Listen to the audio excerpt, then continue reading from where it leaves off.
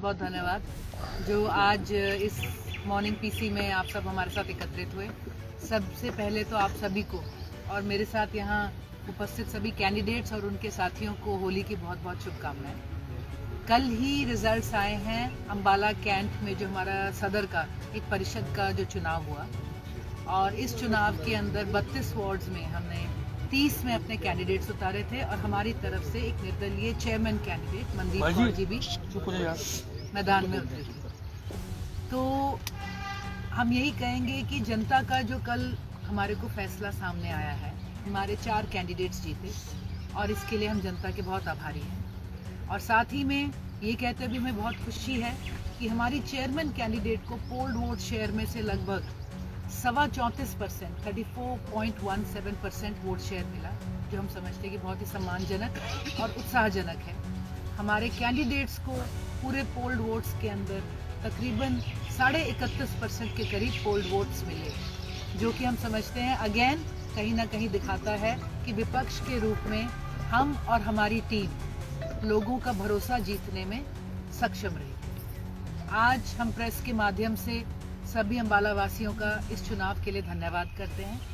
हम जनता का मत और जो उनका फैसला है उसे स्वीकारते हैं, और न केवल अपने जीते हुए कैंडिडेट्स को बल्कि विपक्ष के भी सभी जीते हुए कैंडिडेट्स को हम शुभकामनाएं देते हैं। हम उम्मीद करेंगे कि आगे चलते हुए अगले आने वाले 5 साल के अंदर ये सभी कैंडिडेट्स, चाहे वो हमारे हों चाहे किसी भी पार्टी के हों, एक निष्पक्षता के साथ लोगों के नुमाइंदे, लोगों के और इलाके के कैंडिडेट्स बनकर अपने इलाके को आगे ले जाने का काम करेंगे।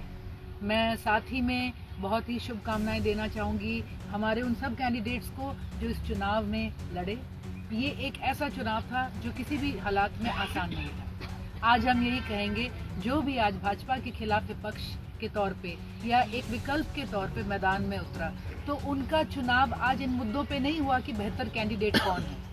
शायद इस मुद्दे पर भी नहीं हुआ कि किसने पिछले 5 साल या 10 साल लोगों में अपने रिश्ते निभाए हैं। इस चुनाव में सबसे बड़ा सवाल सबके आगे यही था कि जो सरकार है ऊपर से लेकर नीचे तक 5 साल एक भाजपा की सरकार है। ऐसे बड़े सवाल, इतने बड़ी चुनौती के आगे मैदान में उतरना भी मैं समझती हूँ काबिले दाद है। इसके लिए मैं सभी साथियों को, उनकी टीमों को, उनके परिवारों को तहे दिल से सराहती हूँ। और मैं यही कहूँगी कि ये दिखाता है कि हिंदुस्तान में लोकतंत्र और लोकतंत्र में विश्वास आज ना केवल हमारे कैंडिडेट्स में बल्कि जनता में भी जिंदा है। मैं अपने साथियों का आभार व्यक्त करते हुए यही उम्मीद रखती हूँ कि आने वाले टाइम पर वो अपने इलाके की नुमाइंदगी और अपने इलाके के पक्ष में हमेशा मैदान में रहेंगे। और इसी के साथ आज की प्रेस कॉन्फ्रेंस के मुख्य मुद्दों पे हम चर्चा करते हुए ये बहुत बड़ा सवाल पूरे प्रदेश के आगे रहा कि इस चुनाव में पोल परसेंटेज बहुत कम रही। तो इसके लिए हम ये ज़रूर कहेंगे कि इलेक्शन कमीशन से हमारा एक सवाल भी रहेगा और एक इसके अंदर हमारी एक शिकायत कहीं या रिक्वेस्ट भी रहेगी कि बहुत से लोग जो उस दिन वोटिंग करने गए उन्हें अपने बूथ ही नहीं मिल पाए। बहुत से इलाके थे जो ज्योग्राफी के हर मापदंड को तोड़ते हुए कई किलोमीटर दूर थे, तो कम से कम 10 से 12% ऐसा वोटर था। अम्बाला अकेले में, हरियाणा में भी इसका एक आंकड़ा निकाला जा सकता है, जो अपने बूथ तक पहुंचने में सक्षम ही नहीं था। और इस चुनाव को वीवीपैट के बिना कराना कहीं ना कहीं कॉन्स्टिट्यूशन की जो है मैं कहूँगी एक तरह से उल्लंघन ही है।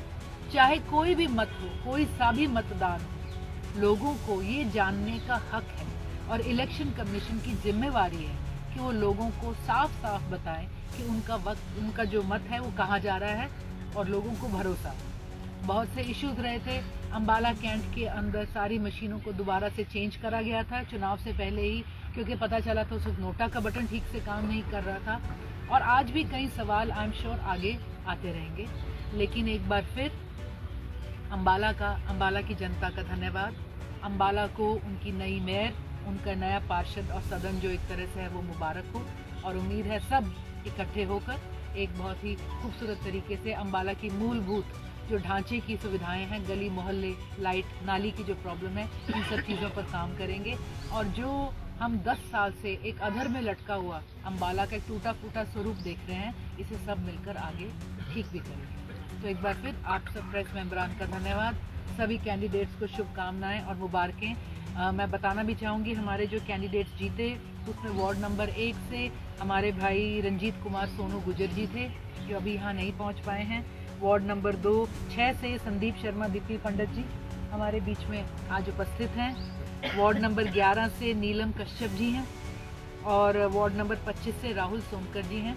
हमारी जो मेयर प्रत्याशी हैं वो अपना थीसिस का पेपर सबमिट करने चंडीगढ़ गई हैं, वो भी इस पीसी में हमारे साथ उपस्थित नहीं हो सकते थे। हमारे जो 30 वार्ड थे उन 30 वार्ड्स और एक चेयरमैन कैंडिडेट अगर मिलाया जाए तो हमारे 31 कैंडिडेट्स में से 30 कैंडिडेट्स पहली बार चुनाव लड़ रहे थे। हमें इस बात की बहुत खुशी है। हमारे कैंडिडेट्स मैं कहूँगी सबसे युवा भी थे, पढ़े लिखे भी हमारे कैंडिडेट्स मैदान में आए हैं। हर सामाजिक वर्ग से हमारे कैंडिडेट्स मैदान में आए। हमें ये भी कहने में बहुत खुशी है कि हमारी ज़्यादा महिला कैंडिडेट्स मैदान में थी, 14 के करीब, और 4 महिला पार्षद ऐसे वार्ड्स में उतरी जहाँ पर जनरल वार्ड था, महिला रिजर्व भी नहीं था।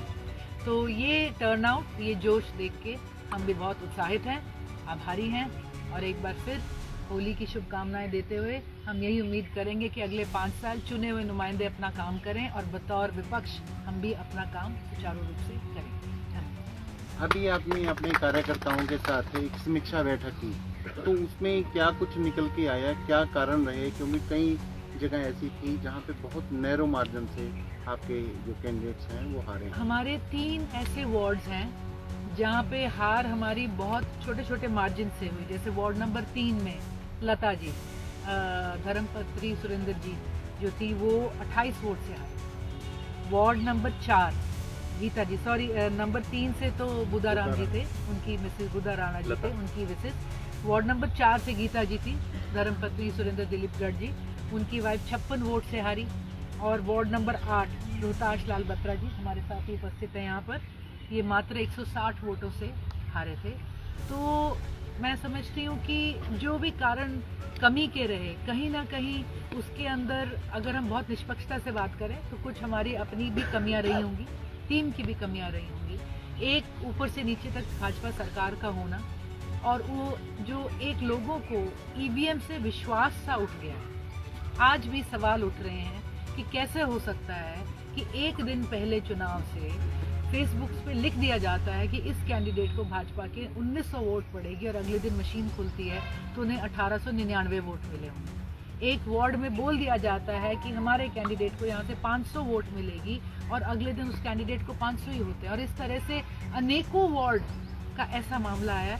तो हम यही कर रहे हैं कि जहाँ जहाँ ये बातें चली हैं ग्रुप्स के अंदर, हम उन्हें इकट्ठा करके एक बार इस पे कोई रिप्रेजेंटेशन, चर्चा और एक समीक्षा ज़रूर करेंगे। इस बात के अंदर लोगों का थोड़ा सा ईवीएम से और चुनाव की प्रणाली से विश्वास उठ जाना भी कहीं ना कहीं इस बात पे वो करता है कि शायद जो वोटर विपक्ष को या विकल्प को वोट कर सकता था वो वोटर टर्नआउट में आया नहीं। भाजपा के पास एक बहुत मजबूत संगठन है, तो क्या आप भी उस दिशा में कोई कदम बढ़ाएंगे? कोई एक बैनर होगा, उसमें हायरार्की होगी, उसमें जो आपके पदाधिकारी होंगे, कुछ ऐसा करने वाले हैं?